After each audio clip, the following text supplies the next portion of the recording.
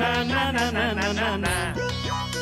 আরে গুল গুল গুল গুলটে গুলটে উল্টে গুলে দেয় দুনিয়া উল্টে। উল্টে পাল্টে দিন কাটে তার দৌলতপুরে রগবাজি গুলবাজিতে। কি কাণ্ড! পাঁচু ভেন্ডি ঘটনা চালা তার সঙ্গী তার কার সাজিতে। জ্বালিয়ে খেলে গুলের প্যাঁচে দিনকে করে সেরা। গুল গুল গুলটে গুল গুল গুলটে মামা জিন্দাবাদ। উল্টে মামা।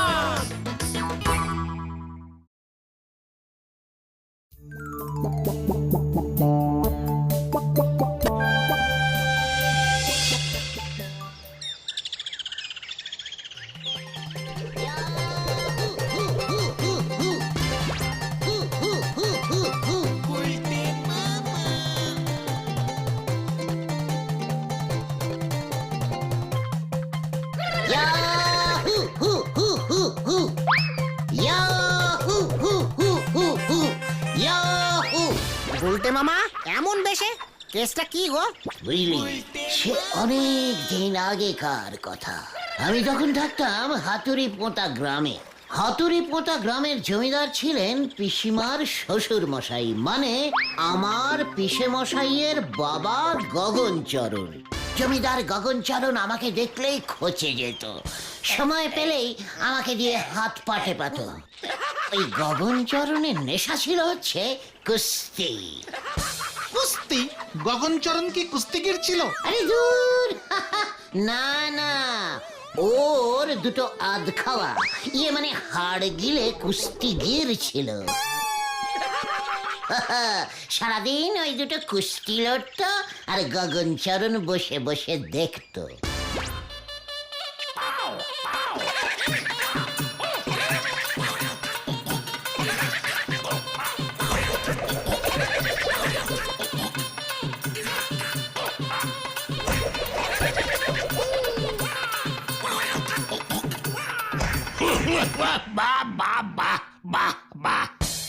বাপ, এবার ছেড়ে দেন, আর পারছি না। সকাল থেকে শুধু 10-12টা ছোলা খেয়ে আছি, সঙ্গে গুড়ও জোটেনি। দুধ দেন না, বাদাম নেই, গায়ে জোর আসবে কেমন করে? দুপুরে তো দেবেন 3টে করে বাসি রুটি। ওদের বেশি খেললে শরীরে চর্বি জমবে। এত খাই খাই করিস না, প্র্যাকটিস কর। সামনের সপ্তাহে বড় আধুলি গ্রামে কুস্তির প্রতিযোগিতা। দেশ বিদেশ থেকে বাঘা বাঘা সব পালোয়ানেরা আসবে, তোদের নিয়ে যাব আমি, তোরা লড়বি। না না না, আমি যাব না। আমিও না, দেহে যতটুকু প্রাণ আছে ততটুকুও বেরিয়ে যাবে, আমি পালাই। আমিও। তোর জন্য ওরা পালিয়েছে, তুই না থাকলে তোর খাওয়াটা তো ওরাই পেত। হতচ্ছাড়া, তাই বড় আধুলি গ্রামের কুস্তি তুই লড়বি। মনে থাকে যেন এটা আমার হুকুম। তারপর তো ভাই কি সেই করুণ কাহিনী। যতই গরিব হোক, জমিদার তো হুকুম দিয়েছে, পালন তো করতেই হবে। আমাকে পালোয়ানের ড্রেস পরানো হলো, বুঝলি।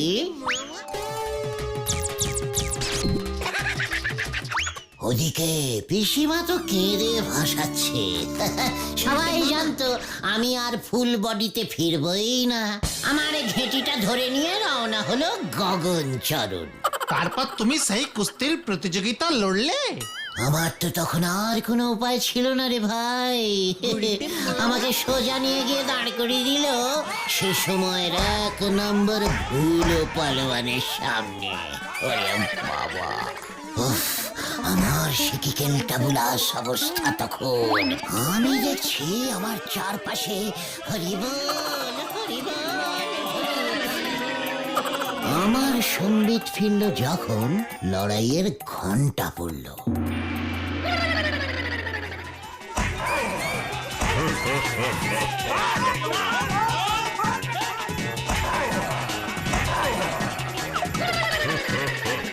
আমি ধপাস হয়ে পড়তেই ধ্যান ফেলল।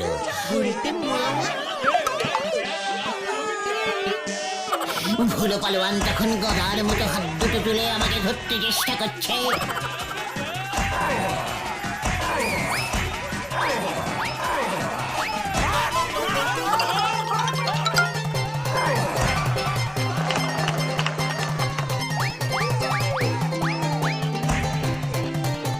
জিতে ফিরতে হবে, ও থোটা মুখ ভোতা করে দে, নয়তো সব ছোলা গুড়ের পয়সা তোর থেকে উসুল করব। রেফারি দেখছি আমার পেছনে দৌড়াচ্ছে।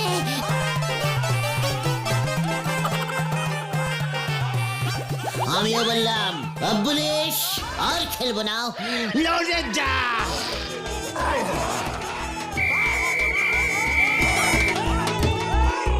দেখলাম খেলতেই হবে, না মানে মরতেই হবে। আর মরতে যখন হবে তখন এভাবে কিছুতেই দাঁড়িয়ে দাঁড়িয়ে ওই ভুলোর হাতে মরবো না।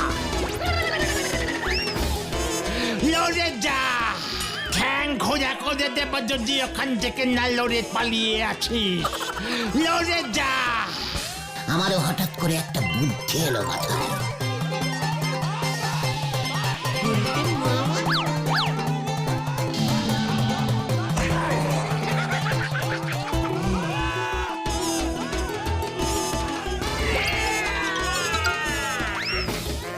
ভুলোর অবস্থা তখন যা হয়েছিল না, একেবারে ছেড়ে দেওয়া কেঁদে বাঁচি অবস্থা।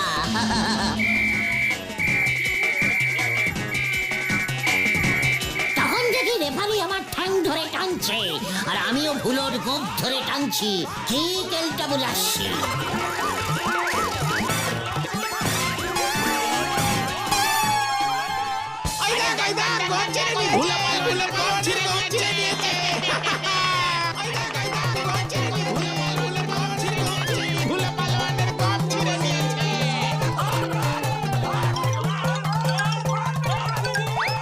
ব্যাস, আমি লড়াই জিতে গেলাম। জয় গুরু গুলটে মামা। লড়াইয়ে জিতে কি প্রাইজ পেলে?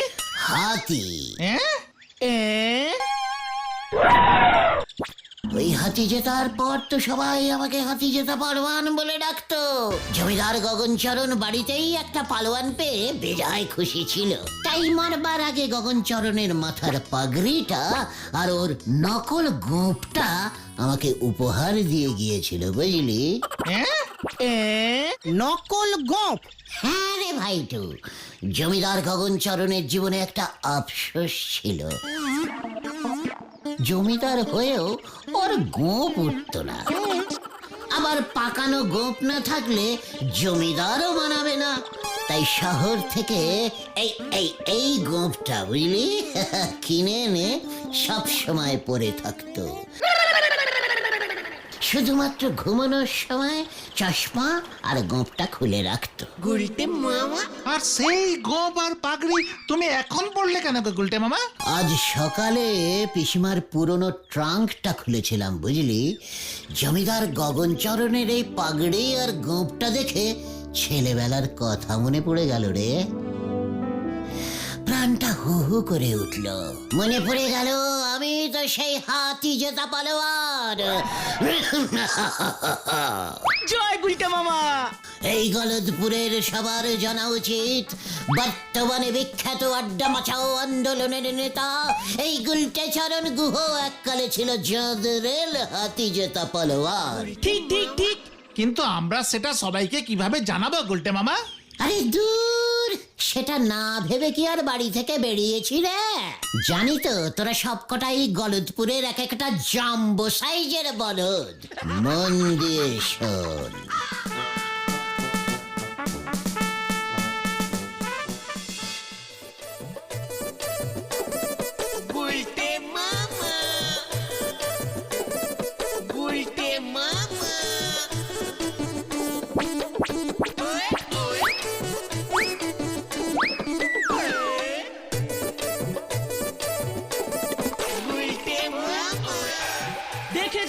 দেখে যান, হাতি জেতা কুস্তিগির দেখে যান। গলদপুরের একমাত্র কুস্তিগির পালোয়ান আমাদের গুলটে মামা। ইয়ে মানে হাতি জেতা পালোয়ান। দেখে যান সবাই, দেখে যান। ওয়ে বাপ রে বাপ, গুলছে আবার পালোয়ান হলো কবে? হাতি জেতা না ছাই পালোয়ান? এই চেহারায় কুস্তি মস্করা করার আর জায়গা পাওনি তোমরা। একদম সত্যি কথা, গুলটে মামা কুস্তি লড়ে হাতি জিতেছে, বিশাল পালোয়ান।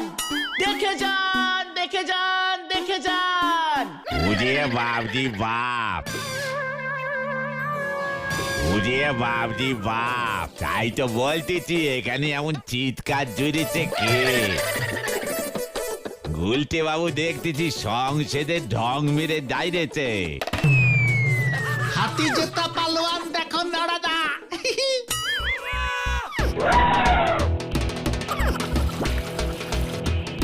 এক কাপ চা খাও দেখি পালোয়ান গুলটে বাবু। রোদের মধ্যে দাঁড়িয়ে আছো, চা খেলে মনে বল পাবে। আমার সারা শরীরে এখন বল রে।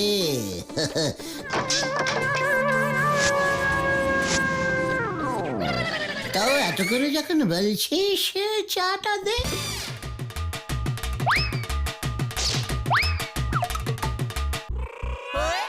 আসুন আসুন, বিনা পয়সায় পালোয়ান দেখুন। এ পালোয়ান দেখবো, চল চল চল পালোয়ান দেখবো।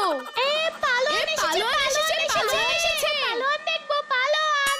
আসুন আসুন, শেষ সুযোগ, শেষ সুযোগ, দেখে যান। আসুন আসুন। এই নোরা, আরেক কাপ চা দিয়ে যা তো। কই কই কই, হত সারাটা কই? হ্যাঁ,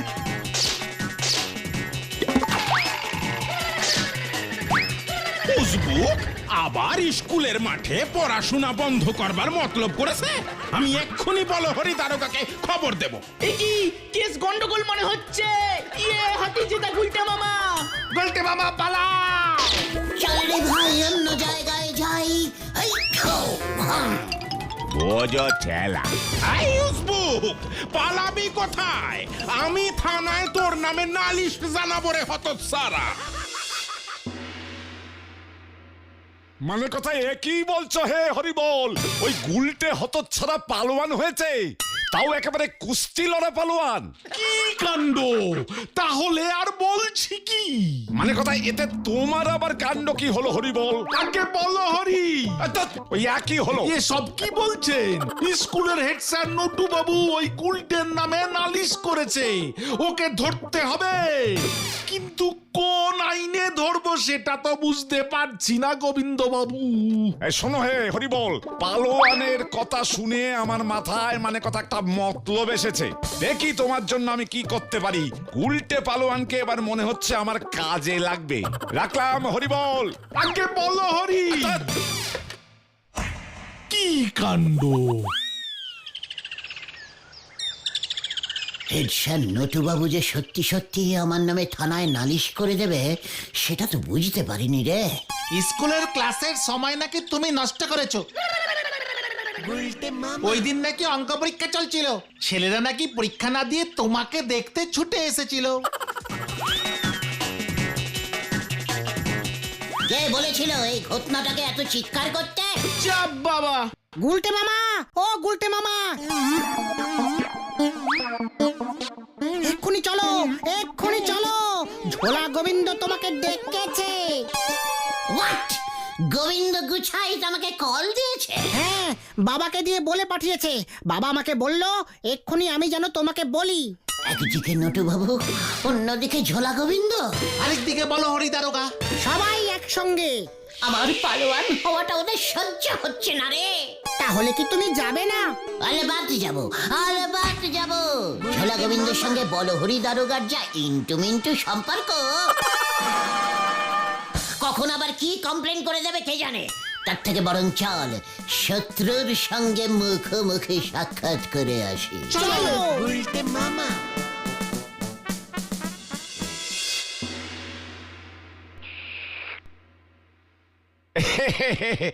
মানে কথা শুনলাম তুমি নাকি হে কুস্তি লড়তে। হ্যাঁ তো, সেই ছোট থেকে কুস্তি লড়তে আমার খুব ভালো লাগে। মানে কথা হাতিও জিতেছিলে? হ্যাঁ তো, আস্ত একটা হাতি। মানে কথা 10,000 টাকা জিততে চাও? হ্যাঁ বিয়ে মানে 10 মানে কোথায় কিভাবে কে দেবে? মানে কথা আমি দেব। মানে আপনি মানে 10,000 দেবেন? কেন, আমি কি করেছি? না না না না, এখনো করনি। মানে কথা তবে করতে হবে একটি কাজ। কি কাজ? আমার এক খরিদ্দার আছে, মানে কথা তার নাম গজেন্দ্র তালুকপতি, পচাপুটি গ্রামে থাকে। মানে কথা 20,000 টাকার গুড় নিয়েছিল, সেই টাকা আর দেয়নি। আজ প্রায় মানে কথা 40 বছর হতে চললো। গজেন্দ্র গুড় যখন কিনেছিল তখন ও ছিল 30 বছরের পালোয়ান। এখন প্রায় মানে কথা 70 হবে। জানি না ওই টাকায় জন্মে আর ফেরত দেবে কিনা। মানে কথা তুমি তো কুস্তি লড়া হাতি জেতা পালোয়ান। তা ওই গজেন্দ্র তালুকপতিকে ভয় দেখিয়ে মানে কথা আমার ওই 20,000 টাকা যদি উদ্ধার করতে পারো, তাহলে 10,000 টাকা তোমার হে গুলটে। মানে কথা ভেবে দেখো কি করবে। ভাবা হয়ে গেছে। আমি আজই বেরিয়ে পড়ছি ওই পচাপুটি গ্রামের গজেন্দ্র তালুকপতির বাড়ি। হুঙ্কার দিয়ে আপনার ওই 20,000 টাকা ছিনিয়ে নিয়ে আসছি আমি। চল তোরা। আসা যাওয়ার খরচাটা আমাদের দিয়ে দেবেন স্যার।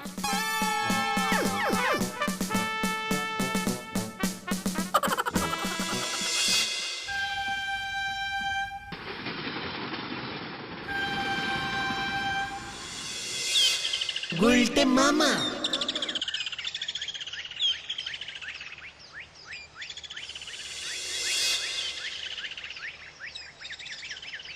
ট্রেন থেকে নেমে সেই কখন থেকে তো হেঁটেই যাচ্ছি। সবাই তো বলছে আর একটু এগোলেই। ওই লোকটাকে জিজ্ঞেস করো তো গুলটে মামা।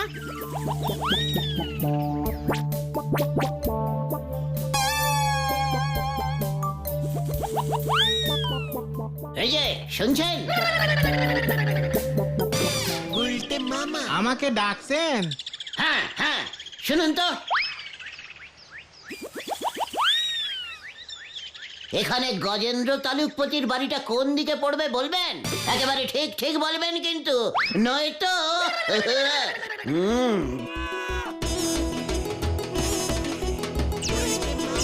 দেখছেন তো আমি কে? কে? ওই গজেন্দ্র পালোয়ান? হ্যাঁ, ওর বাড়ি চিনি তো। পালোয়ান? ইয়ে মানে পালোয়ান? হ্যাঁ তো, আমি হলাম একজন হাতি জেতা মস্ত পালোয়ান। দেখলি কেমন ভয় খেয়েছে, সব ঠিকঠাক গড়গড় করে বলে দিচ্ছে। ও, আপনিও পালোয়ান বুঝি? তা গজেন্দ্র বাবুও তো পালোয়ান। যান না, গেলেই বুঝতে পারবেন। মানে ও কি বলছে রে? হ্যাঁ, গোবিন্দ বাবু তো বলেছিল গুলটে মামা। আমার এক খরিদ্দার আছে, মানে কথা তার নাম গজেন্দ্র তালুকপতি। গজেন্দ্র গুড় যখন কিনেছিল তখন ও ছিল 30 বছরের পালোয়ান। এখন প্রায় মানে কথা 70 হবে। এইবার বুঝতে পারছি। ঠিক আছে দাদা, আমি চললাম। এই ঝোলা গোবিন্দর মনে এই ছিল।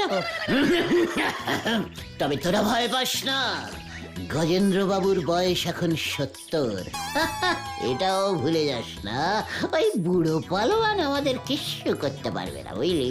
ঝোলা গোবিন্দ এতদিন ধরে টাকাটা উদ্ধার করতে পারেনি কেন তাহলে? ওরে ঘটনা, এই কথাটা তোর অনেক আগেই বলা উচিত ছিল। এখন চল, নগদ 10,000 টাকা কিন্তু আমাদের চাই।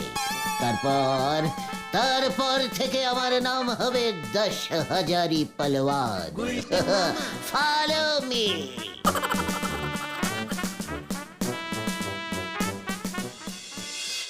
কি এত বড় সাহস ওই গোবিন্দর? এর আগে 15 জনের যা ব্যবস্থা করেছি, তোদের অবস্থাও আমি তাই করব। গজেন্দ্র বাবু, এমন কথা বলতে নেই। আমিও একজন পালোয়ান, আপনিও একজন পালোয়ান। পালোয়ানে পালোয়ানে পালাতুতো মানে মাস্তুতো ভাই। ও, তুই পালোয়ান বুঝি? গুলটে মামা। দেখে তো মনে হয় না। এই যে আমার পাগড়ি। রাখ তোর পাগড়ি। পালোয়ান ছিলাম আমি, রোজ 1 কেজি গুড় দিয়ে 5 কেজি ছোলা খেতাম। সেই গুড় কিনেছিলাম গোবিন্দ বাবুর কাছ থেকে। ওই গুড়ে ভেজাল ছিল। খেয়ে আমার এমন পেট ছুটেছিল যে 2টো লড়াই আমি হেরে গেছিলাম। এইবার বুঝেছি আপনি কেন ওই ঝোলা মানে গোবিন্দবাবুকে টাকাটা ফেরত দেননি। আপনার তো অনেক বয়স হয়েছে স্যার, বলছিলাম টাকাটা ফেরত দিয়ে দিন না। ধার রেখে উপরে গেলে পুরো পালোয়ান কুলের মুখ পুড়বে স্যার। কথাটা আমিও যে ভাবিনি তা নয়। বেশ, তুই যখন নিজে একজন পালোয়ান হয়ে আমার কাছে এসেছিস, তবে আমার সঙ্গে লড়ে টাকাটা নিয়ে দেখা।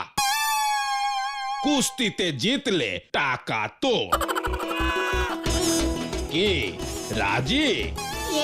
মানে ঠিক আছে, রাজি। তবে চল।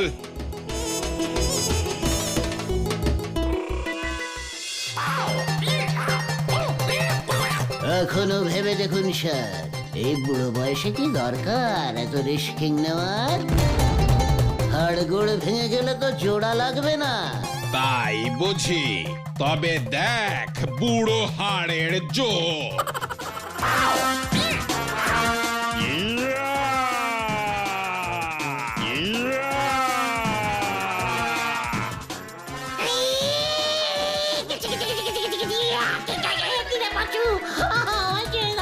আমি বাড়ি যাবো, আমি বাড়ি যাবো। তাই বুঝি?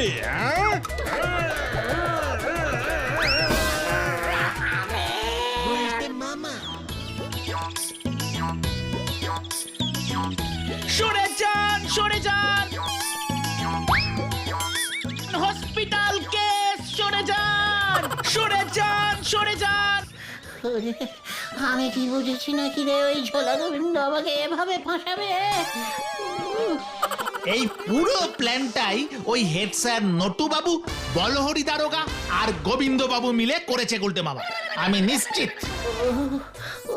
আমি অনিশ্চিত। আমি আর পালোয়ানগিরি করবো না রে ভাই টুকন। নরমাল গুলটে মামা হয়ে থাকবো। জয় গুলটে মামা, জয়। গুলটে মামা থাকাই ভালো রে।